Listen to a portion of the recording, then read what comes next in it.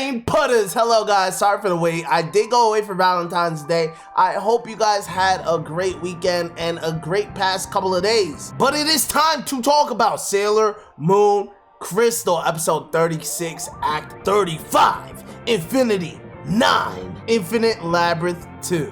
So that girl Mistress 9 definitely ate the legendary silver crystal, and Master Pharaoh 90 is even more hype at this point to absorb that light, to absorb that power. He's like, yo, forget the Tyorion crystal. I want this legendary silver crystal, and it destroys the Tyorion crystal. So one thing that I do question is how important really was the Tyorion crystal? I thought that this was gonna potentially be an item that rivals the legendary silver crystal, but all it kind of was like, okay, this was Master Pharaoh's old power source, but it wasn't giving him enough power. So now it's like, yeah, the legendary silver crystal's here and I'm destroying this. So it's like, what was the point in the first place of introducing it? I don't think it really played any type of role, or am I missing something? Although Mistress 9 absorbed the legendary silver crystal, it comes with some kickback. It's not gonna be that easy. This is Chibiusa's crystal that you stole, you took, and you ate. But guess what? We have Miss Hotaru, Sailor Saturn, protecting Chibiusa. She's being held back by being taken over completely by Mistress 9, and she's fighting. And in real time, Mistress 9 is like, oh my god, what's going on? She's like feeling the pain of Hotaru fighting, and she's like, something's going on inside of me. And we see Chibiusa in a different plane of existence, apparently. She's kind of like floating through darkness, and she finds her legendary silver crystal, and she's like, I needed this. It's basically a part of me now. And we get a nice little scene where Hotaru is basically looking over her like, I'm gonna protect you. The legendary silver crystal is a part of you, and you should keep it safe. Don't just give it out to anybody. I'm gonna hold you down, girl. So realistically, as I've been saying, we really only got 3 threats left. Master Pharaoh 90, the biggest boss, I'd assume. Mistress 9, it's gonna be complicated how we handle that situation. And Professor Tomoe, which he is the op of the day. He is the op of the day. The Sailor Guardians actually split up. Our inner Guardians, right? They go one way.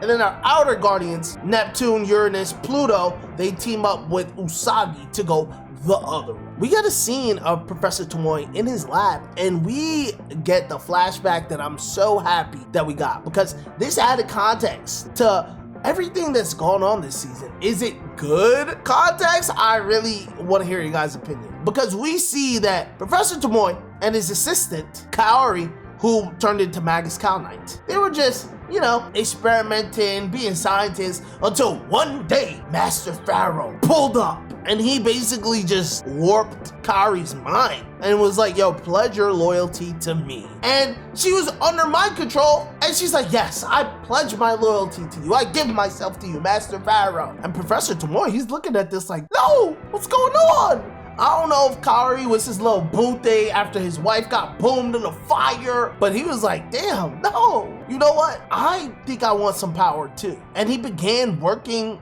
under Master Pharaoh 90. He ate one of the alien eggs, and he was also given the task of performing vesselization of eggs, which essentially is letting the aliens from Master Pharaoh 90's world be reborn, right? To the point where he even put Mistress 9's egg in his daughter Hotaru, because he's crazy. He's just like, yo, look, forget being human. I want to be a human alien hybrid. That's what's really lit. And from that day on, he was just Master Pharaoh 90's servant, in a sense, creating diamonds, transforming his daughter. And while I think that it's crazy that he would just sacrifice his daughter, a piece of me looks inside Professor Tomoe's brain, and it's like, okay, maybe he just thought it was better to be a human alien life form, and he wanted to give that power to not only himself but to his daughter as well. So it's like, he's not abandoning his daughter, he's just getting her ready for this new way of life in which they will be ascended humans.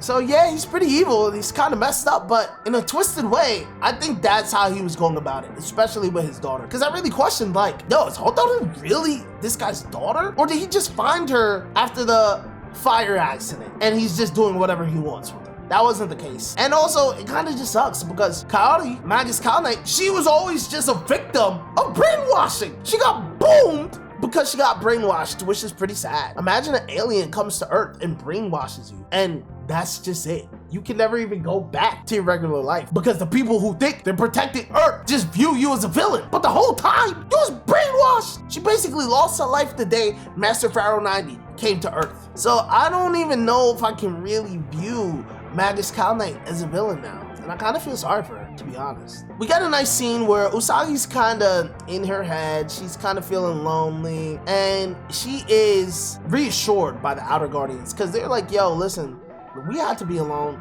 but we were able to manage and get by off of the thought of you. We can imagine the Silver Millennium. We can imagine our queen and our princess, and that's what kept us strong. And it culminated in a nice scene where Sailor Moon is able to become even stronger, to the point where she's able to turn into Super Sailor Moon by herself. It's amazing. It was totally amazing. The reason she had to do that was a little weird. They like entered the elevator and they got knocked out. That whole scene was a little confusing to me. Maybe someone can clear it up. But there was also a battle that needed to be fought versus, guess who? Professor Tomoe. And bro over here does the classic anime thing, lifts up his glasses, and he's ready to fight. He has like 4 or 5 unlimited diamonds basically that can fight for him, but they get boomed. And yo, Uranus is a beast. She basically is about to solo. Well, she doesn't solo because there's help, but she gets to the point where she's about to boom Professor Tomoe herself. But Sailor Moon stops it. She's like, no, wait, that's Hotaru's father. But no, he's actually not. He turned himself into a super diamond. I wanted to see what was under his glasses and that silver thing on his eye, but we never really get that. We just get him turning into a big ass diamond monster. And after he smacks away Uranus, Sailor Moon has no other choice. We gotta let out the Rainbow Moon Heartache and send this guy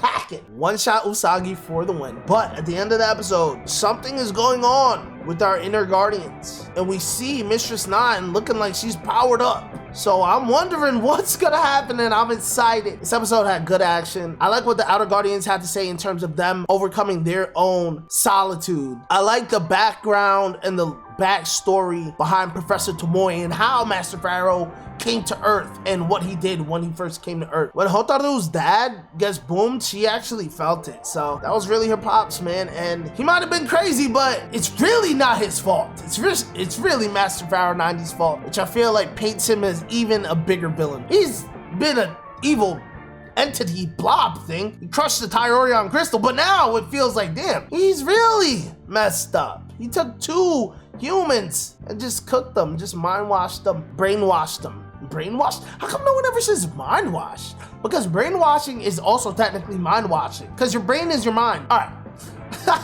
I enjoyed this episode a lot. S tier, of course. I think that we're rolling. We're rolling to the end of this season, and I'm feeling good. I wonder what Mistress 9 is gonna have in her bag. I feel like she's gonna be very powerful, but with Hotaru inside of her, that might be a deterrent to her power. So we'll see. Also, guys, by the way, if a part of the video was laggy and whatnot, I don't know what's going on. I probably should reset my PC right now before I get into episode 37's reaction, which is gonna drop really soon.